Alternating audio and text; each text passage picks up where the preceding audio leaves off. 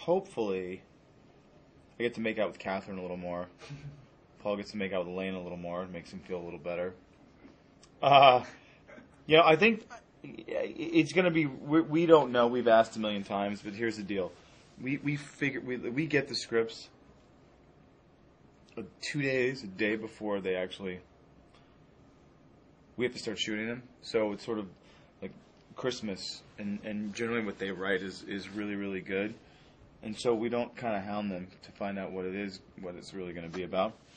So season 2, if it's a month and a half away, and we usually get scripts the day before, it means that we know nothing. They won't tell us a thing. Plus, they know I'm going to be talking to you, and we just don't know, man. I mean, there's so many ways it can go.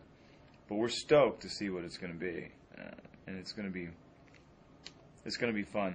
I just don't want to be, sensitive Damon anymore. I just want to get back to biting high school girls and stuff.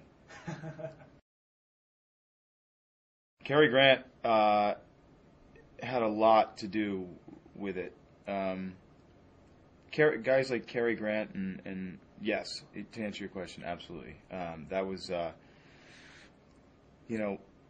this sort of what I wanted Damon to be was this sort of just wacky kind of old world combination of like Cary Grant and Mick Jagger.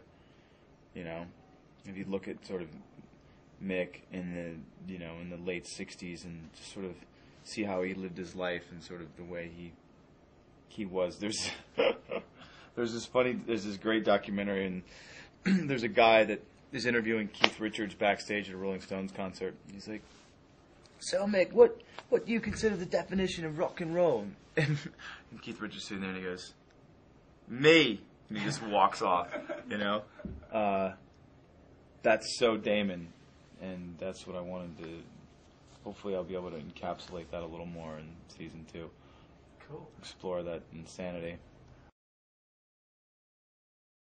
Oh well. Yeah, I mean, it depends on obviously the price point.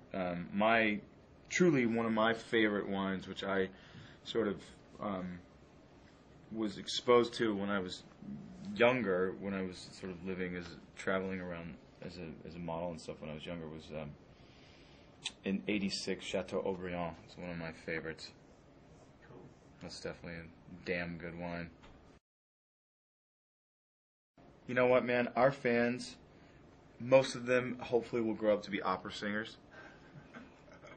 They are awesome. It's so funny because you get to experience that enthusiasm at a decibel level that is just second to none, man. I mean, like the old world, like the Greek amphitheater, the old theaters where you think about that, how much those actors would have had to project unless they were just doing sort of like interpretive dance or something. But they are so loud and amazing, and when there's a big group of them, we did these Hot Topic tours, and there was, I think, at one point like 4,500 or 5,000 people. I don't think anyone was over 14, and it was amazing, man. I swear to you, it was the closest to being a Beatle. Because the sound, what happens with the sound, I'd never experienced that. I've been at shows, with friends of mine who are musicians or something, where, they're playing a 25, 50,000 seat theater, and when they go on stage, everyone just goes crazy. For some reason, I guess because it's a bigger environment, you don't get this. What happens, there's more bass to it. When you're in an enclosed environment with 5,000 screaming 13-year-olds, it's so cool. But there's a thing that happens in your eardrum where it vibrates at such a speed that everything it's like white noise. But it's like a whistle in your ear. And I remember Paul and Nina and myself looking at each other going, "Whoa!" And you can scream yourself, "Hi," or "Wow, this is crazy," and you actually can't hear yourself.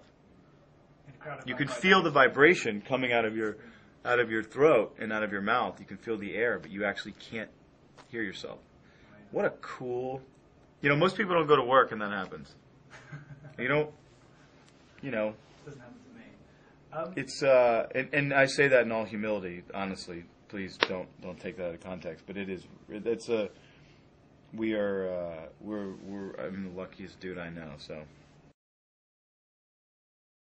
That is a rumor that I didn't know Stephanie Meyer actually wrote a book called The Host, but apparently it's going to be a big movie.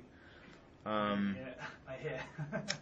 I don't know. I think it was definitely rumored, but who knows? Oh my God, being an actor, dude, you can't. I mean, fashion is just such a stepping stone into acting. I'm not dissing the fashion industry at all. I mean, it's what we're all sort of obsessed with it. It makes us feel good, but it is nearly impossible to compare a page in a magazine, no matter how fun a photo shoot may have been, to a scene in a film that really sort of challenged you and inspired you and may do the exact same thing for anyone who sees it. There's no comparison. Cool. Plus, on photo shoots, you don't get craft service. I can't. Has it aired here yet? It aired simultaneously at 5 a.m. Oh, it did. People. By the way, going back there, I just saw Elizabeth Mitchell from V, who's just like phenomenally talented, beautiful woman. I have a huge crush on her, I have to admit. We were all there, and I was there with the entire cast of Lost, and I remember sitting there watching. All of our chairs were in a circle, just looking at all those names, and being back there for that finale, because we were shooting the Vampire Diaries finale at the same time I was shooting the Lost finale, which was hard because it's a 9.5-hour flight from Atlanta to Hawaii, but it was the coolest human experience, man. All these actors, everybody, like the core group of that show, everybody in one place, one last time. That was amazing. And I think what happened is, people keep asking me or keep telling me how disappointed they may have been, and you really can't please everyone. And the show is what it is. It ended the way it ended, and I just applaud all of my, my friends for spending 6 years of their lives, telling amazing stories. One style rule is comfort. And you get that as being a boy and seeing that if you are a person of the female persuasion, fashion does not necessarily equal comfort. Generally equals pain. And that is just something I'm not into. And, I've started to shop now where I just shop by feel. If it's black and soft, give it to me,